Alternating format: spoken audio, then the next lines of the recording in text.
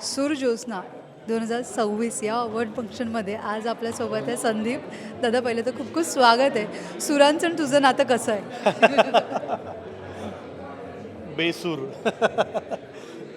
मी गात नाही, परंतु कान आहे, कानसेन आहे आणि बेसिक शिकलेलो आहे तबला वगैरे, पण त्याच्या पलीकडे नाही. पण मराठी गाणी, जुनी हिंदी गाणी खूप आवड आहे. भावगीत असेल, भक्तिगीत असेल. माझ्या घरामध्ये संगीत आहे. माझी आई संगीत विशारद आहे, त्यामुळे कुठल्याही कार्यक्रमाला जाऊन कानावर चांगलं काहीतरी पडू देऊया असा एक प्रयत्न असतो आणि म्हणून आज आलो आहे. पण आईची इच्छा असेल ना की मुलाने पण गावं किंवा मुलाने पण त्याचं थोडंसं ज्ञान घ्यावं किंवा सूर ताल हे सगळ्याचं कनेक्शन त्याला देखील असेल. नाही, इच्छा आहे पण इथे नाही आहे ना. त्यामुळे प्रयत्न केले असतील बघ. हां, नाही, मग आई म्हणली की अभिनयातला सूर तरी चुकू देऊ नकोस.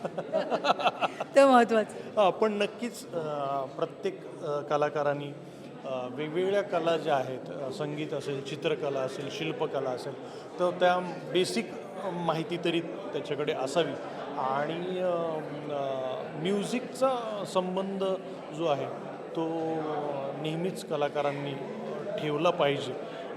माझे सध्या आज राहुल देशपांडे गाणार आहेत, महेश काळे मला आवडतो, प्रियांका बर्वेसुद्धा आज गाणार आहे.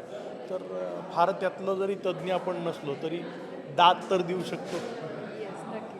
बरं, आता कोलॅबरेशनचा जमाना आलेला आहे, तर म्युझिकमध्ये समज तू एखादं गाणं तू गायलंस पिक्चरसाठी किंवा एखाद्या फिल्मसाठी तू गाणं गायलंस छानसं, तर तुला असे कोण एक ड्रीम व्यक्ती आहे ज्याच्याबरोबर एक म्युझिकल ज्याच्याबरोबर तुला कोलॅबरेशन करायला नक्कीच आवडेल?